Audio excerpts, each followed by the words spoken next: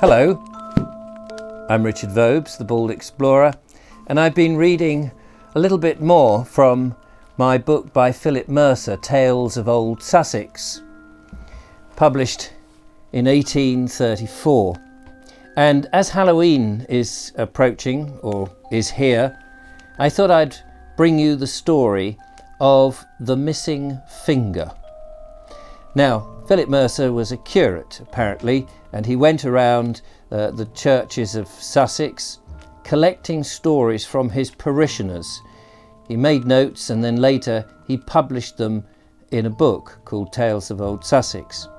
And I've given some of these stories in my videos over the years.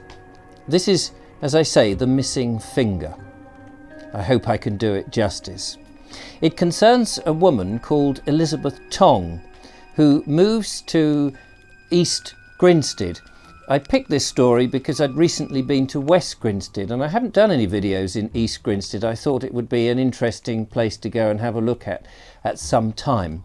Anyway, this is set around about 1800s, and the lady in question, a mature woman, goes to East Grinstead and is drawn there because she has a diary from her mother.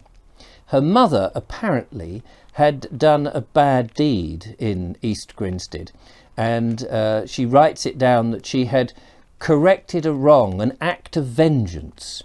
And the daughter, Elizabeth Tong, moves there because she wants to find out exactly what it was her mother did. And she does. She buys this house. It's a very nice house. And she falls in love with the house because it sort of reminds her of somewhere, although she can't quite remember where. And she feels that she'd been to East Grinstead once before, but she can't really remember when. Anyway, she likes the house, she likes the town. It's a very nice town. She's come down from London and she settles all her belongings in before she moves in herself. And then, once all her belongings are in and she's very happy, she moves down and takes the first day and the first night there. She cooks herself a meal and she's on her own. And as night time comes, she gets herself ready for bed, as one would do. And she takes herself up to the bedroom. It's not a big house. It's quite a small house. It's sort of a modest 2-room, 2 down, 2 up house that she understands at one time had been a shop. But it was now converted into a house. And she takes herself up the stairs and she goes into the only bedroom that there is and settles down for the night. Well, it's a new house and it has all sorts of different sounds that she's not used to. It's a timber framed house, of course, and it creaks. So eventually she starts to doze off, but she becomes aware of a tapping sound. It's a fairly rhythmic tapping sound, but not monotonous. It stops and starts. Tap, tap, tap, tap, tap, tap, tap, tap. Very irregular sort of sound. She's intrigued by this, and sitting up she listens, thinking, what can it be? It seems to be coming down from the main living room, which was once the shop room, I suppose. Either that, or perhaps it was coming from her neighbour's house, which adjoins it. So she goes down the stairs with the candle in the middle of the night, about 3 o'clock, and she comes down, and the tapping is a little clearer now, and it definitely seems as if it's coming from the main living space. There's a door in front. She grabs hold of the door handle. She's not terribly frightened. It doesn't sound as if there's somebody moving about or anything like that, like a burglar or anything. It definitely just sounds as if there's some strange regular noise, and she wonders what it is. It's quite frustrating. She grabs hold of the handle and is just on the process of opening the door, and as she opens the door there is this blood-curdling scream coming from the room in front. It takes her completely by surprise, and so much so that the door is almost thrust open for her, and she stands there on the threshold of the room, peering in, not quite sure what she is going to see. But the room is dark only illuminated by her candle, but appears empty. Whatever there was tapping has stopped. There was nothing in the room. She feels confused. Maybe this scream that she heard was actually the door hinge. They do make a bit of a noise. They are quite old. And maybe the tapping came from something in the wall, an animal or a rat or something like that. It is 1800 after all, and rats and problems with all sorts of unwanted pests are all around. But as there's nobody there, she decides that she will go back to bed and have a look around in the morning and see if she can get to the source of the sound, which she does. And being a fairly robust woman, she manages to get back to sleep. And in the morning she comes down. She's almost forgotten about this strange event. She comes, she makes herself something to eat and a cup of tea, and she sits herself down in the main living area. And then her eye arrests on a small, well, it looks like a stick, a tiny little piece of wood on the coffee table. She's convinced that wasn't there before. She looks up at the ceiling. It's not part of the ceiling, hasn't come down. It's quite clean. It's just this tiny little brown piece of, well, at first she thinks it's wood, but she looks at it more closely. It's quite small, and she realizes that it's a bone, some vague animal bone. She's not quite sure what animal it might have come from, but a bone nonetheless. And she thinks, well, maybe a rat or a squirrel possibly, or even a dog or a fox or a cat or something seems to have got in from somewhere and deposited it on the coffee table. But there's no other evidence of an animal. She can't see where it might have come in. And absent-mindedly she takes this little bone and she places it on the mantelpiece and pretty much then forgets about it. She has a number of things that she needs to do in the town, and the day soon passes, and she carries on with her life. And at night time she takes herself off after a nice meal up to bed and settles herself in, and she's a bit more familiar with the noises in the house now as the house begins to settle down at night. And there's no tapping noises or anything, and she feels quite comfortable, and soon she falls asleep. It's about 3 o'clock when she wakes. And there, as she lies in bed, she's aware of that tapping sound again. Tap, tap, tap, tap, tap, tap. What can it be? Whatever it is, she's going to find out. Again, she doesn't feel that there's anybody in the house as such, but it's some creature has managed to get in. Obviously not an aggressive creature, a small rodent or something, but she arms herself with a broom handle. And she comes down the stairs once more and grabs hold of the door, and as she opens the door a second time, this strange blood-curdling scream, somewhat distant from inside the room, strikes her. She stands back, wondering what the hell it can be, the door not yet open. She stands there, holding her breath for some time, realizing that she either has got to confront whatever it is, although there's no sound of movement, or return upstairs. Well, if she returns upstairs and there's something in the room, she wants to know what it is. So after a while, she bravely turns the handle and thrusts open the door. Once again, the room appears to be empty. There's nobody there. There's no animals scurrying away. Her eye, however, subconsciously arrests itself on the coffee table. And there the bone has reappeared. It has moved from the mantelpiece onto the table. She crosses over to it in somewhat confused state, but it looks different. It's not the same bone, it's another bone. She glances to the mantelpiece, and sure enough, the bone from the previous night is still there. This is very strange. Where can this animal be coming in and leaving these bones on the table? She places this on the mantelpiece with the other, convinced there's nobody in the house, there's no other way for anybody to get in, there doesn't seem to be any holes in the skirting board or anything.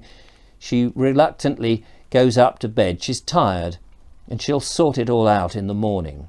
Well, the next day comes and she comes down and she carries out a thorough search of the floor. Is there any holes in the floor? She lifts up parts of the rugs. She cannot see anywhere where any animal could possibly have got in. The door certainly hasn't been tampered with. The windows are firmly shut.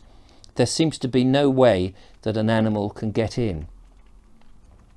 So she sort of forgets about this. She sees her neighbour and asks if they've had problem with rodents or dogs or cats or anything. And the neighbour, he sort of shrugs and says, no, I've not heard anything.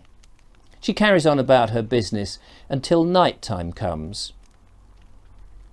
This time at night, she's a little bit more circumspect. She wonders if she were to wait up, would she catch whatever it is that's making this strange tapping sound and then this weird scream? So she sits very still into the dead of the night, sipping her tea, trying to keep herself awake. But there is no sound. Eventually she thinks this is ridiculous and she turns away and goes up to bed. She sits there for some time listening again, but there's nothing. And eventually she begins to doze off. And then she awakes. For there, at around 3:30 in the night, is a tapping sound, again coming from down below. She is now somewhat incensed. She grabs hold of the broom handle and very quickly but carefully she comes down as silently as she can down the stairs, broom handle in one hand, candle holder and candle in the other. She grabs hold of the handle of the door and very quickly thrusts it open. There, in front of her, momentarily, is the figure of a man dressed in white. She screams and steps back. As she does so, the figure seems to disappear in front of her very eyes. Gone. She's panting heavily at this point, but her eyes are arrested once again on the coffee table, and there is another lump, a smaller lump of bone. She can hardly believe it.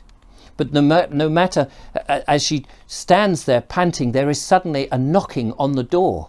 She is taken aback even more, and a face looms up against the glass. She almost screams a second time, but catches herself, for she recognises, holding a light to his face, it is her neighbour. Tap, tap, tap on the window. Different sort of tapping. The other tapping was more like a metal tapping. In fact, like a chopping, like a blade on a board. It wasn't the window that was being tapped on. Hastily she goes to the door and lets the neighbour in. Are you all right? He says, I heard a scream. I was getting myself ready. I'm opening my shop and I need to go to market and get some bits and pieces. I leave early. She says, yes, I'm okay, but something very odd has been happening. Tell me, after bringing him in, what was this place before it was a house? Why, this has been several things. It's been a haberdashery. Before that, it was a greengrocer's. And before that, it was a butcher's. Funny thing, he says, funny thing. For the butcher was owned by a chap called Frederick Long. We used to laugh at him, for he had a missing finger. He apparently one night was baking pies. He'd chopping up the meat for these pies that he needed to have for the following day for a large feast. Got himself rather drunk, and inadvertently it seems that he chopped the index finger of his left hand. The woman has gone white and ashen. This is interesting. Look at these bones. She puts the 3 bones that had appeared onto the coffee table, one after the other, and they both look at them in the candlelight. if I'm not mistaken, he says, that looks like the bones of a finger, the phalanges of a finger, the top, the middle and the bottom. She says, yes, I do believe it is. Then that must be the missing finger. What do you mean, the missing finger? Well, we always used to laugh at old Frederick Long, for we thought when he chopped his finger off, nobody could find the finger, and we always thought that he'd buried it in the pies. We thought of him as the butcher with his finger in all the pies. It became a standard joke. But it wasn't really a joke, for some 5 years later, the poor man died. There was a mysterious guest or visitor, and there was an argument. There were a confrontation. Nobody quite knows whom it was, but the next day he was found dead. And unusually, he had another finger missing, the finger of his right hand. The woman was horror-struck. Then I know what had happened, she said. What do you mean? I thought this place was familiar. I had an inkling it was familiar. You see, this is what I believe has happened, having read my mother's diaries and putting 2 and 2 together. When I was small, very small, we were coming back from a holiday in Brighton to London, where we lived. My mother stopped in this town. I knew it was familiar. In East Grinstead, we went to a butcher's shop. We bought a pie. We took the pie back to London, and my mother cooked the pie. It was a very good pie. We all had a portion of the pie, my sister having a large part of it, and then suddenly she was choking. She choked, and we realised there was something in the pie that had got stuck in her throat. My mother was frantic. She fought and fought to get this thing out of her throat. But it was too late. My sister died. My mother managed at some length to get this lump of bone out of her throat, but it was too late for my sister, and she had passed. That is a terrible story, the man said. But I don't see the connection. Well, this drove my mother mad. This business with this bone. She was convinced that the butcher had killed her daughter, and it went on and on for years. Well, I didn't remember where this had happened, but seeing all of this, it's suddenly come back to me. The town is now familiar. This shop, that I was attracted to it, that it was once the butcher's shop where Frederick Long had lost his finger. But these are the bits of that finger? Well, it's not the missing finger. How do you mean? Said the man. And Elizabeth went to a trunk that had been sat in the corner since she'd only been there 3 days, and unpacked. And she opened it, and inside that she took out a small box, and inside the small box was a small pouch. And from the pouch she produced a small bone. And she said, look, this is the third phalange, the phalange that fits to a hand, but on the right hand, not the left hand. That's not the missing finger that we see on the table. This is part of the missing finger. This we kept. My mother kept it. I don't know why she kept it. It's a bit macabre, but she kept this piece of bone that had got stuck in my sister's throat. And she'd kept it all these years. And 5 years, she said in her diary that she was going to put right a wrong. And she came back to East Grinstead. And that's what I've come here to find out, what it is. And now I know. You said that 5 years the butcher had a visitor, and there was a confrontation, and afterwards he was dead. Looking at this, I now believe that my mother was that visitor, that she came back. There was a confrontation, and somewhere in there, whether there was a struggle or whatever, that she must have grabbed hold of, I don't know, a meat cleaver possibly, and severed his right finger, for these are the bones of the right finger. The man I saw briefly was dressed in white, in a white apron. He was a butcher. And I think that's what he's been doing. But why? Said the man. Why would he appear? My mother is dead. My sister is dead. I am the only one that's left. And somehow there is a connection. And he has said to me what has happened with the missing finger.